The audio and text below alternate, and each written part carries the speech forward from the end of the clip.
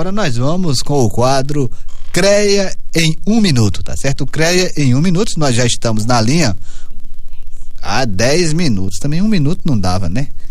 CREA em 10 minutos, é porque tem um relógio aqui na arte aqui do quadro, mas nós já estamos na linha com o Paulo Roberto, que é engenheiro civil, entusiasta de construções sustentáveis em projeto manager da Eficiência Consultorias e Projetos Limitadas. E hoje nós vamos falar sobre construções em EPS monolítico. Quem vai nos dar esses detalhes, tá certo? Esse detalhe de até explicar o que é construções em EPS monolítico é o Paulo Roberto, tá certo? A gente começa essa nossa conversa a partir de agora. Bom dia, Paulo Roberto, e eu já começo logo aqui com a primeira pergunta. Do que se trata os painéis monolíticos em EPS? Bom dia. Bom dia, Renato. Bom dia, pessoal. Gostaria primeiramente de agradecer à Rádio Pioneira e também ao CREA Piauí pelo convite. É um prazer para mim estar aqui com vocês, conversando sobre esse tema que me interessa muito e que eu acredito que logo mais, nos próximos anos, vai ser uma das grandes promessas, né, para a indústria da construção civil. Então, para quem ainda não está familiarizado com o termo, os painéis monolíticos, que já estão aí bastante comentados dentro da construção civil como as paredes de isopor, se trata, na verdade, de um painel sanduíche que é composto por 3 camadas, né? 2 camadas de argamassa armada e 1 camada de EPS. A argamassa armada é basicamente o concreto armado quando a gente não coloca o agregado graúdo, né? Se a gente for fazer um concreto armado e não colocar a brita ou o seixo, a gente tem uma argamassa armada. Então, além da argamassa armada, a gente também tem o EPS no meio. O EPS é o nome técnico, né?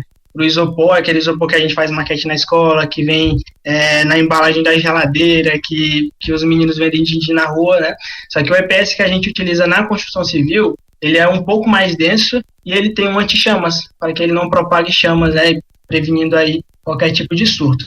Então, basicamente, esse é o painel monolítico EPS. É uma parede que combina diferentes tipos de materiais para resultar, no final, em um material com propriedades melhoradas. E pode ser utilizado tanto na parte das paredes quanto também na estrutura da residência.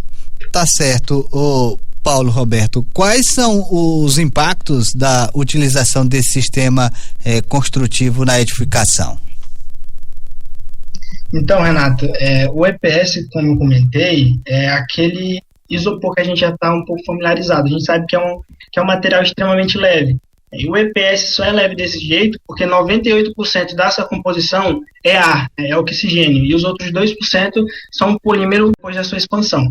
Então, por ser composto 98% de ar, ele é um péssimo condutor de temperatura, ele é um péssimo condutor de ruídos, né? Então, isso acaba se tornando algo positivo na nossa residência, porque por ser um péssimo condutor de temperatura, acaba tendo pouquíssima troca de temperatura entre o ambiente externo e o ambiente interno. Isso vem a calhar bastante aqui em Teresina, né, onde a gente tem altas temperaturas. Então, algumas pesquisas, inclusive pesquisas locais, nos mostram que, utilizando esse sistema, a gente consegue reduzir de 5 até 7 graus Celsius no ambiente dentro da nossa residência. Então, essa diminuição da temperatura tanto nos traz um conforto maior, como também tem impactos até na conta de energia, porque o nosso ar-condicionado vai ter que trabalhar menos para manter uma temperatura agradável dentro da residência. E o EPS ele também tem ótimas propriedades acústicas. Então, do mesmo jeito que tem essa difícil troca de temperatura, também tem uma difícil troca de ruídos entre o ambiente externo e o ambiente interno. Ou seja, a gente vai acabar tendo mais privacidade dentro da nossa residência e vai incomodar menos o vizinho, assim como o vizinho também vai incomodar menos dentro da nossa residência. Então, tem ótimas propriedades térmicas, acústicas e também tem ótimas propriedades estruturais. Dependendo do projeto, isso tem que ser avaliado junto a um engenheiro estrutural. A gente pode reduzir as cargas nas fundações e também eliminar alguns elementos estruturais, como vigas, pilares, e aí vai, né? Tem propriedades estruturais, térmicas, acústicas, também tem propriedades em relação à questão da sustentabilidade. O EPS, apesar de ser um polímero, ele é um material altamente sustentável. Todo resíduo de EPS na obra, a gente pode devolver à indústria, pode devolver à fábrica, para que eles reincidam no processo de fabricação. E aí a gente já diminui os resíduos que a gente gera no ambiente, porque a construção civil, sozinha, é responsável por mais de 50% dos resíduos sólidos que são liberados. Então, essas são algumas das vantagens que a gente pode ter tanto na residência, né, no pré quanto no pós-obra. Ô Paulo Roberto, e para a gente encerrar, quais são as barreiras que dificultam a implementação desse sistema aqui no Brasil? Então, Renato, acredito que tem algumas, né?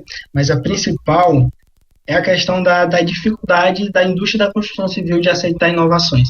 Diferente da indústria automobilística, da indústria, né, de componentes elétricos, na construção civil demora muito para que a inovação se torne algo natural, né, entre os construtores, também na questão de aceitação do próprio consumidor final.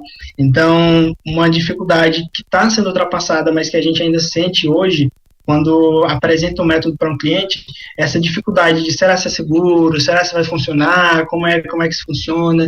Então, acredito que a principal barreira seja essa desconfiança inicial que vem dessa dificuldade do nosso setor de aceitar inovações. Uma outra dificuldade que a gente também observa é a questão da disponibilidade de material. O EPS não é de tão fácil acesso assim, por exemplo, em cidades do interior. E comprar esse material aqui na capital para levar para o interior pode onerar o sistema e aí inviabilizar a utilização desse sistema construtivo em locais mais afastados. Então, inicialmente, esse material é mais encontrado nas cidades mais desenvolvidas, né, mais industrializadas, então pode se tornar um impeditivo para que ele seja utilizado também no interior dos estados, nas áreas menos desenvolvidas. Um outro ponto para quem pensa em utilizar o método para a questão de financiamento, né, junto à Caixa principalmente, é que hoje ainda não existe uma norma técnica da ABNT direcionada 100% para esse método construtivo. Porém, já foi dado um grande passo, que foi o desenvolvimento da TEC 011 pelo Ministério das Cidades. E o que é a DATEC? É um documento que lista todos os pré-requisitos, todos os ensaios que devem ser feitos, todas as propriedades mínimas que devem ser atendidas para construir com segurança utilizando esse método. Então, eu vejo basicamente essas três dificuldades. Dificuldade de aceitar inovações, a disponibilidade de material nas cidades menos desenvolvidas e a não existência de uma norma técnica no momento. Tá certo, então a gente agradece o Paulo Roberto. O Paulo Roberto, que é engenheiro civil e entusiasta de construções sustentáveis, a gente agradece pela participação no quadro de hoje, lembrando que o quadro volta na próxima quarta-feira, né? CREA em 10 minutos, não é isso, Roberto? Paulo Roberto. Que agradeço, Renato. E quem quiser saber um pouquinho mais sobre método construtivo, pode me encontrar principalmente no Instagram. O meu arroba é Paulo Roberto, Paulo com 2 L's e Roberto sem a letra L. Tem alguns destaques falando um pouquinho mais sobre como é que funciona esse sistema construtivo. E para maiores dúvidas podem me chamar no direct também, que a gente conversa. Tá aí, então as pessoas principalmente que se dedicam à área da construção civil, querem ter mais conhecimento, acessa aí as redes sociais do Paulo Roberto e com certeza você terá mais informações.